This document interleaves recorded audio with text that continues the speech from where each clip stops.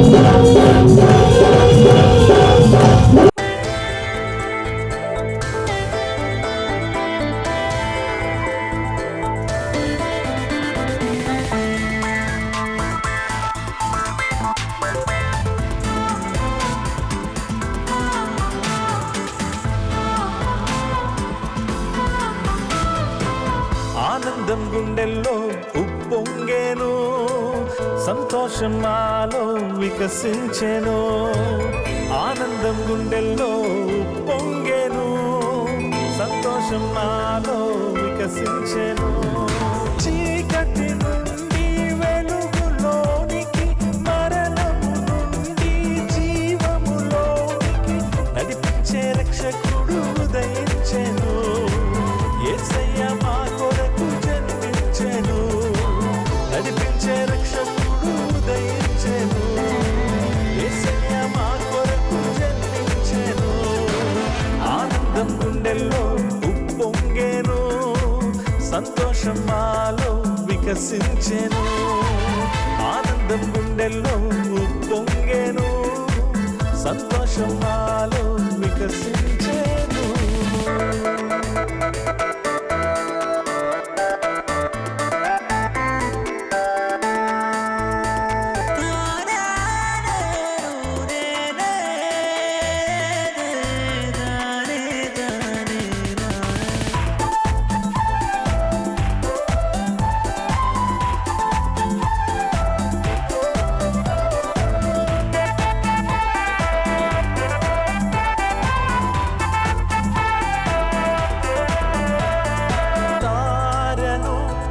వెంబడిస్తూ క్రీస్తును చేరితిమి, అభిషక్తుని ఆరాధించి కానుకలిచ్చితిమి.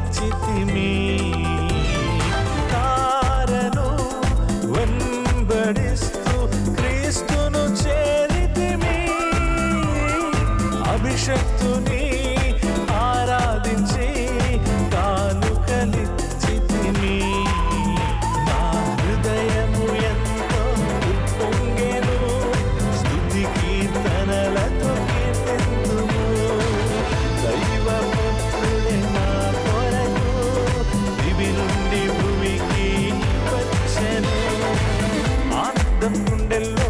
ఆయన పుట్టుకలో వాడబడిన సాధనాలు, ప్రకృతి ఏ విధంగా సహకరించింది. బైబిల్ గ్రంథంలో నుండి మత్తయి సువార్త 2వ అధ్యాయము బైబిల్లో ఉన్నట్లయితే మీరు గమనించవచ్చు. బైబిల్ గ్రంథములో నుండి మత్తయి సువార్త 2వ అధ్యాయము 1వ వచనము నుండి,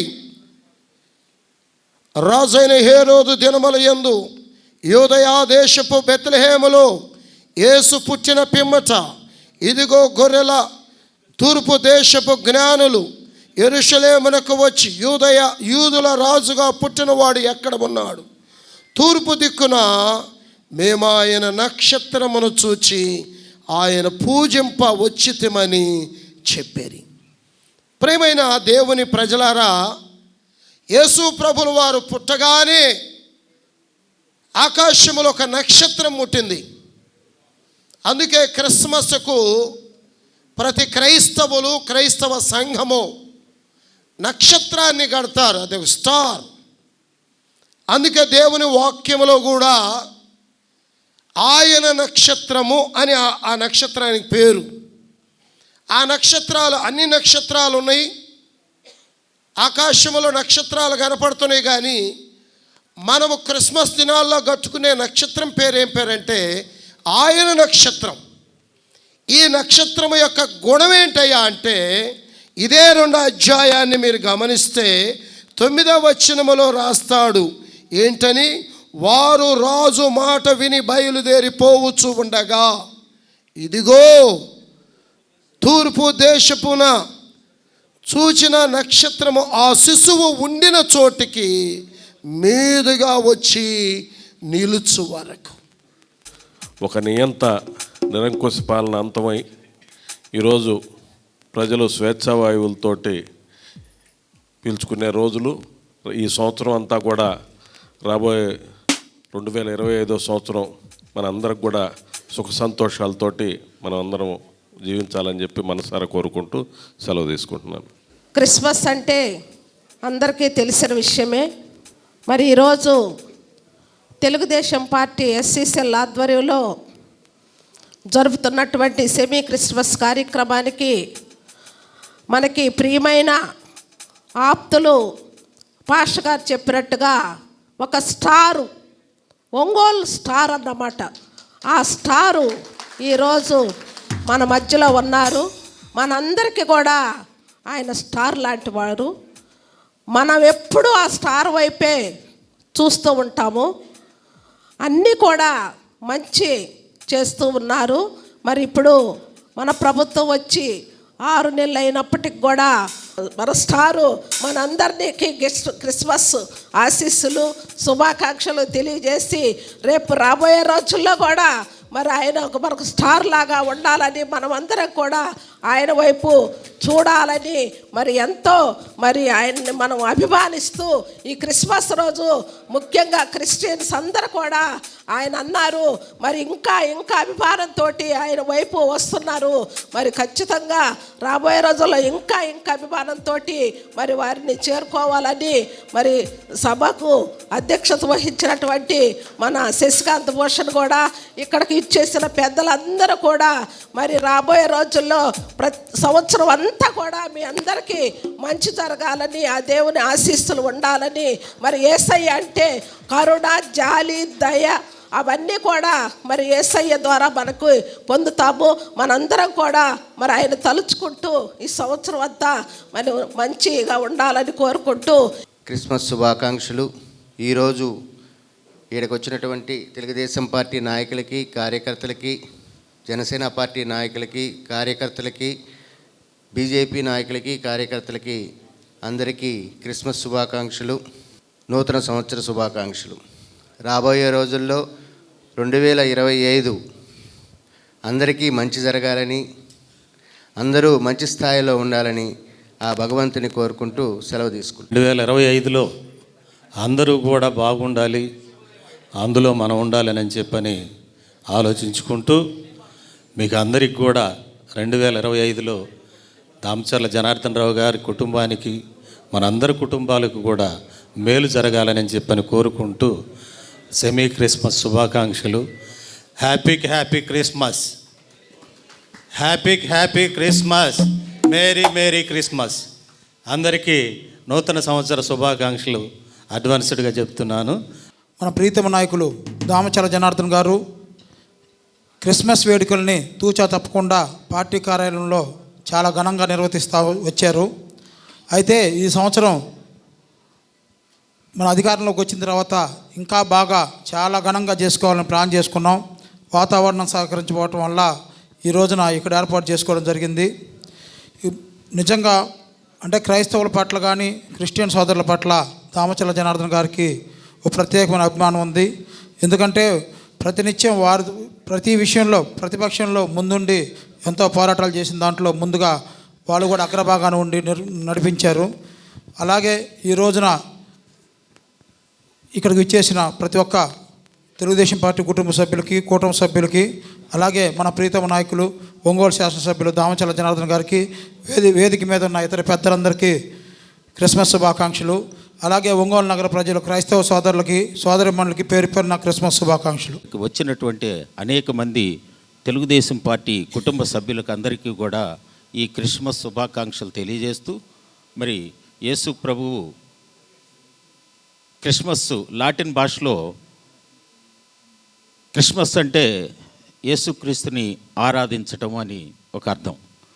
మరి ఈ ప్రపంచంలో ఉన్నటువంటి దాదాపు 123 దేశాలలో మరి ఏకైక పండగగా ఒకే పండగగా జరుపుకునేటువంటి ఈ క్రైస్తవ ఈ క్రిస్మస్ దినం మరి కొన్ని వందల కోట్ల మంది ఈ యొక్క పండుగని మరి ప్రపంచవ్యాప్తంగా జరుపుకునేటువంటి ఏకైక పండగగా మనం చెప్పుకోవచ్చు.